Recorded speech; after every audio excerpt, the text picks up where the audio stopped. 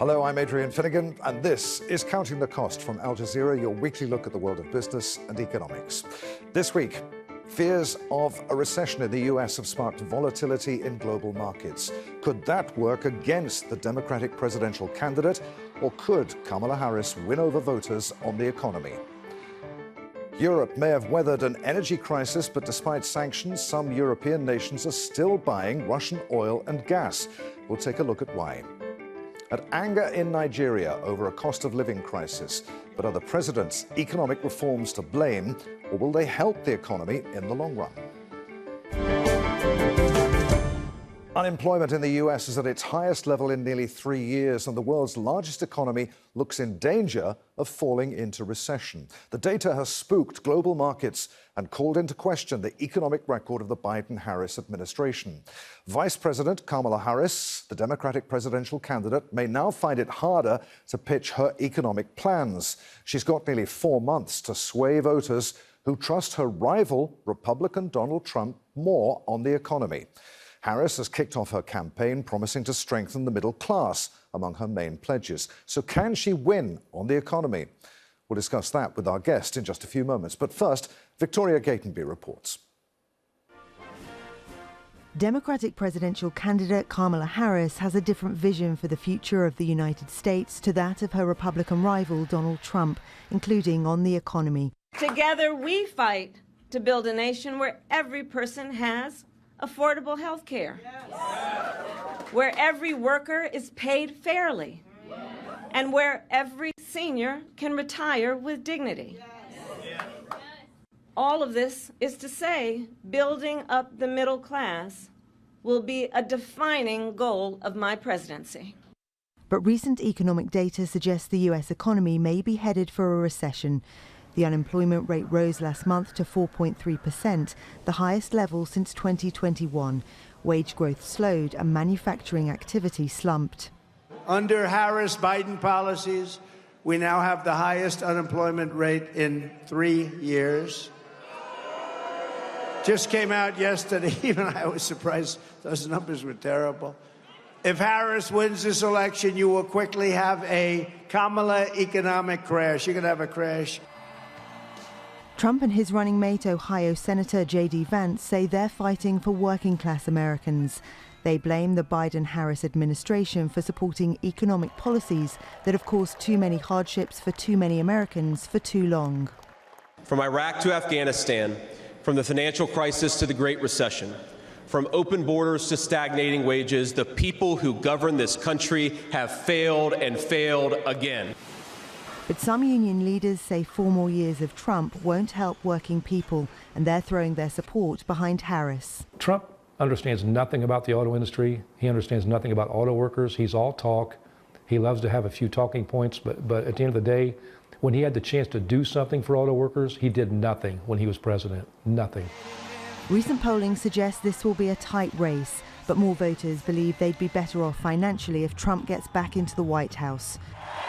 Analysts say fears of a US recession are more likely to disadvantage Harris, unless she can convince voters she's the best person to turn the economy around. Victoria Gatenby, Al Jazeera, for Counting the Cost. Well, here's a look at what the economic data says. The unemployment rate rose to 4.3% in July, the highest level since 2021, while the labour market cooled more than expected, adding just 114,000 jobs. Wage growth slowed, with average hourly pay rising 3.6% over the last 12 months. Job growth was concentrated in just a handful of sectors, including health, social assistance and construction. The data, falling far short of the 175,000 jobs forecast, sent stock markets tumbling. Other economic data suggested that the economy was losing momentum. Manufacturing activity fell to an 8-month low in July. But President Joe Biden says the economy is still making progress. It expanded at an annual rate of 2.8% in the second quarter of the year. Well, of course, being the world's largest economy in terms of GDP, a slowdown in the US affects us all, wherever we live and work. Joining us now from London, Bilal Hafiz, Chief Executive of the Macro Hive. Bilal, good to have you with us. Is the US headed for a recession? I think right now, I would say no, but things could change very quickly. Of course, we saw that very poor labor market report that you mentioned. However, when you look at other data points, for example, we recently had what's called the ISM services data, which is a survey of companies in the services sector in the US, and that actually increased over the previous month. Also, when you look at personal income on a broader basis, that is not falling, which is a sign that we're not in a recession. So right now, my base case is I don't think we are headed into a recession, say, over the next 3 to 6 months, but things could change very quickly, and we do have to be sensitive to the data that we're seeing unfold. So are voters in pre-election polling right now right to say they trust Trump more on the economy than Harris? Well, in general, you tend to find the public tends to support Republicans on the economy more than Democrats. That's been true across many decades, even before Trump. So in general, that often tends to be the case. In terms of whether Trump or the Democrats could cause a recession, my sense is neither side will necessarily be the crucial factor about tipping the US into a recession. Instead, it'll be much more about the dynamics of what the Fed does. Does the Fed cut rates to help stabilize the economy? Do companies cut back spending or not? And these things are out of the hands of what we're seeing on the electoral side right now. Has the Fed been too slow to cut interest rates? Would you expect perhaps an emergency cut before September, or at the very least a signal that they intend to cut in September? Well, I think already they have, at their last press conference at the recent FOMC meeting, they did seem to suggest that they will cut in September. The question now for markets is whether that will be a 25 basis point cut or a 50 basis point cut, or whether, as you say, it will be an emergency cut. My sense at the moment is that I think that they will not do an emergency cut. Instead, I think they will likely cut in September. Now, how large that cut will be, I think, will depend more on the economic data than, say, what we're seeing in financial markets, because we have seen in recent years a decoupling between the performance of, say, equity markets and the performance of the economy. So I think it's all about whether we see another weak labor market report in the coming few months. If we do, then that increases the chances of a much larger cut in September. We'll talk some more about that in just a moment. But first, back to Kamala Harris. Do we know what her planned economic policies will be, or it will just be a continuation of the Biden-Harris economic policies? It's a great question. And so far, she hasn't really said much about the economic policy, apart from sort of general statements about trying to lift up the middle class and so on, which are general talking points that we see. But in terms of specific policies, she has not articulated anything right now. She will likely articulate those at the Democratic National Convention, the DNC.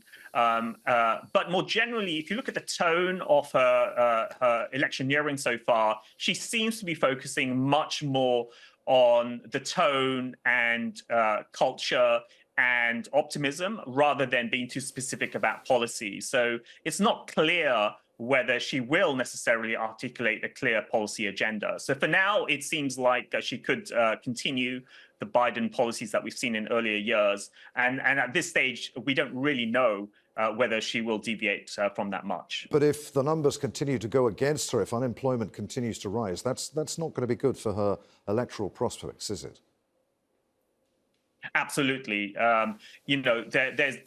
She has somewhat of a challenge here because we've had a period of inflation, which led to lower approval ratings for the Democrats, for Biden, when he was the candidate for the Democrats. And just as inflation's falling, we're seeing a rise in unemployment. So it seems like Kamala's has a big challenge here because she could have argued that they've defeated inflation, but just as that's happening, unemployment is rising. So this will be a big challenge. And so it perhaps is for this reason that she may not necessarily focus as much on the economy. Instead, she'll focus on other issues, whether it's female reproductive rights, whether it's democracy, whether it's general principles of freedom and so on. So I think the economy will be a hard platform for her to run on. Bilal, I'll be back with you in just a moment. Fears of a sharp slowdown in the American economy triggered a global stock market sell-off. Equities have now, for the most part, bounced back, but the market remains volatile. Indices across the US, Asia and Europe fell sharply over fears that the US Federal Reserve had been too slow to cut interest rates and respond to signs of a weakening economy. Japanese stocks were hit by the largest losses. An interest rate hike, a rare one in Japan, is also believed to have played a role in that. Bilal, is this stock market volatility set to continue? I think at this stage, one can't rule it out.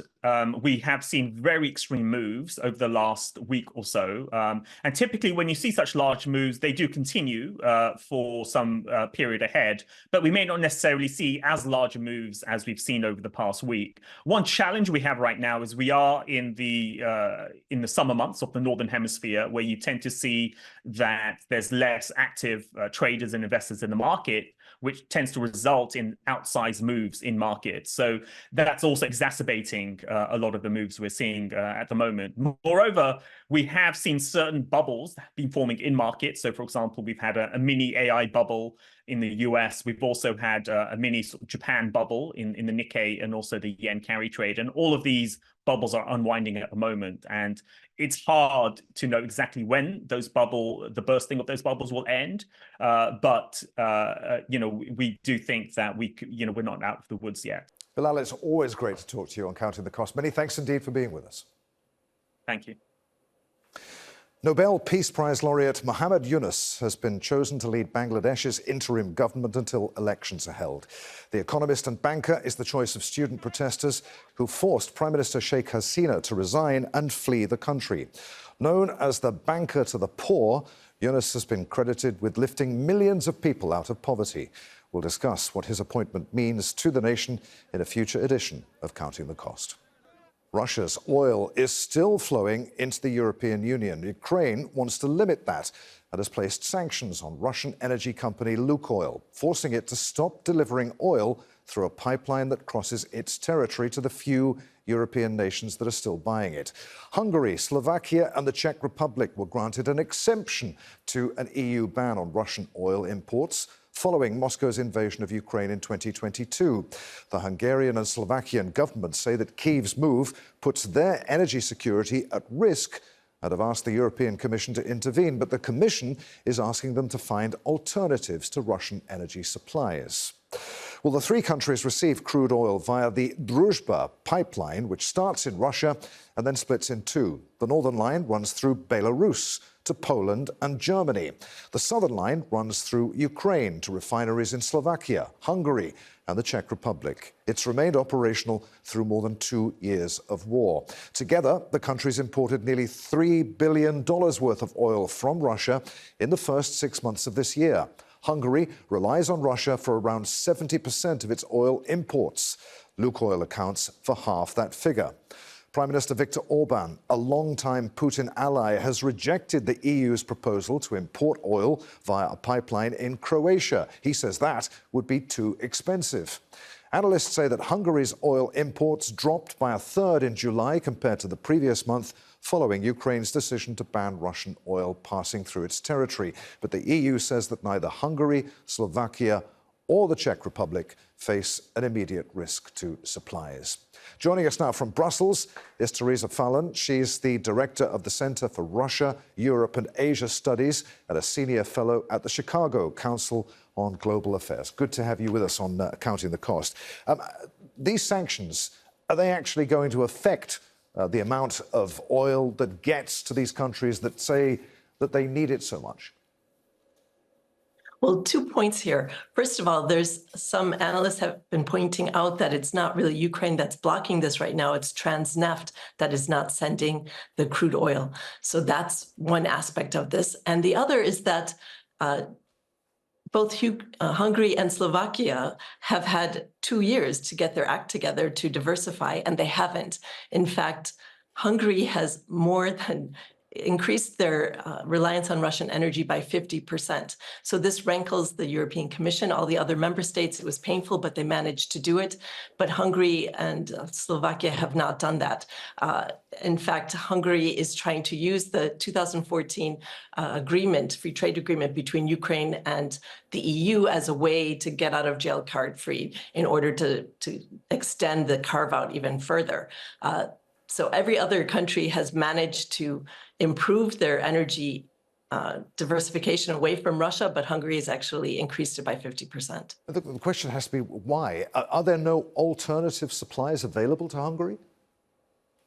Right, Hungary is landlocked, and the Ukrainians carefully chose Lukoil because that is where a substantial amount of the Hungarians source their energy. There are some workarounds people are looking at, maybe to go through Kazakhstan or come up with a different way to transit the energy through Ukraine, which I think during a war might be difficult to do.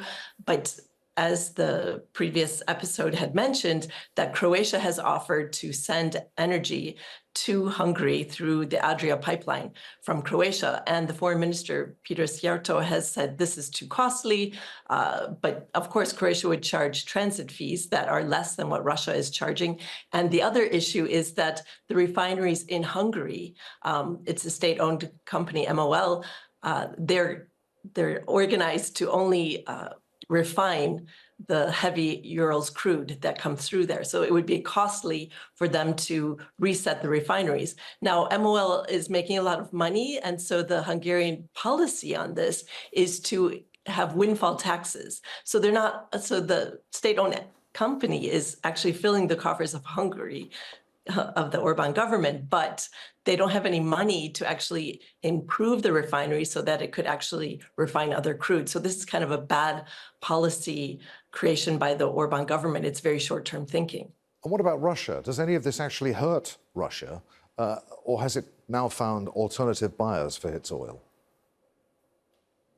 Well, oil is fungible, so the agreement for the EU was to have a price cap. And of course, once you come up with these types of rules and regulations, everyone looks for a way to get around them. So Russia has created a gray fleet. These ships that are very kind of dodgy, that people don't want to use anymore, and they operate in a gray zone. They are breaking sanctions.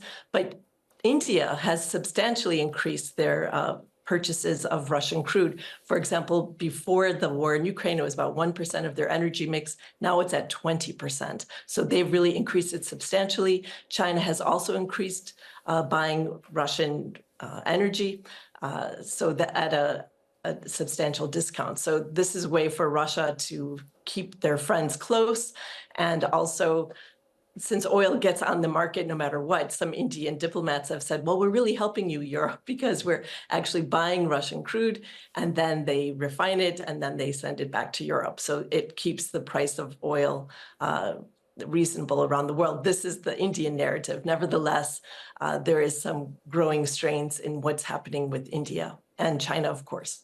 And what about gas? Has Europe successfully managed to wean itself off Russian gas?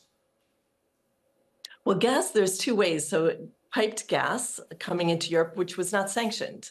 Nevertheless, all the EU member states had a bit of a shock when Russia turned off the tap. That never happened during the Soviet period. And so they realized they needed to diversify rapidly to avoid any more price shocks. So they have increased their storage capacity. And it's amazing how a war can focus people's minds. Germany was pretty much a huge, impressive example. They had been talking about it, but then they actually got it done so quickly. They built LNG floating terminals. And much of that gas is Russian LNG, but LNG, liquefied natural gas, is an international market. So that just prevents the ability of Russia to turn off the tap unexpectedly. So they can buy from Qatar, they can buy from Russia, they can buy from the US. They have multiple buyers, including Norway as well. So this increases their energy security. Really good to talk to you, Teresa. Many thanks indeed for being with us on Counting the Cost. Thank you. Nearly 40% of Nigerians live in extreme poverty. Inflation, which is at a 28-year high, means that many of them can't afford to buy food. Many Nigerians blame President Bola Tinubu's economic reforms for their living conditions. They've taken to the streets to protest against his policies, despite government attempts to prevent them. Tinubu says that the measures, which include devaluing the currency and removing fuel subsidies, are necessary to revive the economy. Ahmed Idris reports from Abuja. Like most Nigerians, the jailers work multiple jobs to keep up with Nigeria's rampant inflation. Yet they say it's not enough to meet the needs of a family of four. If then a 5,000 naira could cook a meal for the whole day, or probably a pot of soup that could last probably for 3 days thereabout, this day it will no longer be like that, because just a kilo of meat today is that same 5,000 naira. Many Nigerian families can't afford even that. On August 1, thousands took to the streets to protest against the rising cost of living in Africa's most populous country. They demand the reversal of government economic reform policies that have been in place since last year. The policies that they have carried out in the last 1 year and 3 months of Bola Ahmed Tinubu's administration have pauperized a whole lot of Nigerians. Over 133 million Nigerians are living in what is termed as multidimensional poverty. The 10-day protest led to looting, arson, and an economic shutdown in many states. Ahead of the protest, the government announced a suspension of duty on some imported food items. It also released grains to help the most vulnerable Nigerians. But protest organizers say these bring only temporary relief. They want state subsidy for petroleum to be reinstated, the removal of which they say triggered rampant inflation. That demand, they say, is non-negotiable. Nigeria is blessed with petroleum products. We have no reason to suffer for it. So the subsidy that was removed should be returned, in quotes, and the fuel pump price must come down drastically. Nigeria's president said the fuel subsidy was not sustainable. Economists say the damage inflicted upon the economy by days of violent protest is massive, but the reforms are necessary for growth. I believe these policies are going to work. I believe we should give them more time, and I believe it's going to benefit all of us if we give more time. The Nigerian president has called for dialogue, but protest organizers warn that unless their key demands are met, they will continue to be out on the streets, which could mean more pain and loss for an already battered economy. Ahmed Idris, Al Jazeera, for Counting the Cost, Abuja. Joining us now from London is Razia Khan, who is the Managing Director and Chief Economist of Africa and Middle East Global Research at Standard Chartered Bank. Good to have you with us on Counting the Cost again. Just how bad is the economic situation in Nigeria right now, and are the protesters' demands legitimate? Well, there are two things to this. No one would doubt that with food inflation above 40% year on year, inflation itself, headline inflation at a multi-year high, that people are going through a great deal of economic difficulty. However, it would be very flawed to pinpoint responsibility for the current situation just to the reforms, or to pinpoint that on the reforms that were meant to improve the situation. Nigeria has, in fact, in recent months, reinstated the fuel subsidy, despite bold intentions to remove it entirely at the outset. The fuel subsidy is not affordable. There has been FX liberalization. This was something that many, many Nigerians had called for prior to the elections of last year. Of course, it takes a while to stabilize everything, and it's the fallout from those initial reforms that some protesters, have been demonstrating against. But as was mentioned earlier in the program, the reforms are aimed at improving the situation. The reforms are aimed at stabilizing the economy and stabilizing the price levels. The difficulty is that they do take some time to have more effect. But will Tinubu's policies actually work? Are they the right policies for Nigeria? OK, short-term pain for long-term gain, but are they going to work? There is absolutely no question. There's a great consensus amongst economists that these policies are much needed in Nigeria. The fuel subsidy, as it used to exist, the fuel subsidy that has crept back in, is simply unaffordable in a country where even today, over 60% of the revenue collected by the federal government is spent on debt service. Foreign exchange liberalization has helped to alleviate the shortage of foreign exchange. Over time, this is something that should lend itself to price stability. It has been something of a bumpy ride in Nigeria, simply because there was so much that had gone wrong with policy prior to the enactment of these reforms. But there are very few economists out there, if anyone, who would say there is a way forward for Nigeria with the absence of these reforms. It is simply not a choice facing that economy. Very briefly, Tinubu says that he's heard the protesters loud and clear, but what's he going to do about it? Do you expect him to falter? I mean, or is he going to stay firm? So the government has already instituted a plan to deal with food insecurity. There are plans for government to get involved alongside the private sector in the importation of food, the lowering of tariffs, removal of some import tariffs on food items will no doubt help, and we should start to see the impact of that over the coming weeks. Already, there are signs that inflation is no longer rising at the same monthly pace as we had seen earlier in the year, and there's a lot less of a difference between the official and the parallel exchange rates now. In effect, what we've seen in the recent past is stabilization of the exchange rate. So the short answer is these reforms are working, but it's probably not happening soon enough to make a difference to the greater population. Razia, great to talk to you again on Counting the Cost. Thanks for being with us. A judge in the US has ruled that Google broke antitrust laws to illegally crush competition and maintain a monopoly over online search. The landmark decision marks the first major success for US authorities taking aim at the dominance of big tech.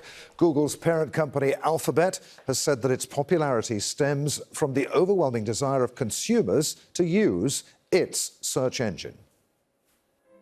And that's our show for this week. If you'd like to comment on anything that you've seen, get in touch. I'm at @afinnegan on X. Please use the hashtag AJCTC when you do, or you can drop us a line. Countingthecost@aljazeera.net is our email address. As always, there's plenty more for you online at aljazeera.com/CTC. That takes you straight to our page, and there you'll find individual reports, links, and entire programs for you to catch up on. But that's it for this edition of Counting the Cost. I'm Adrian Finnegan from the team here in Doha. Thanks for being with us. The news on Al Jazeera is next.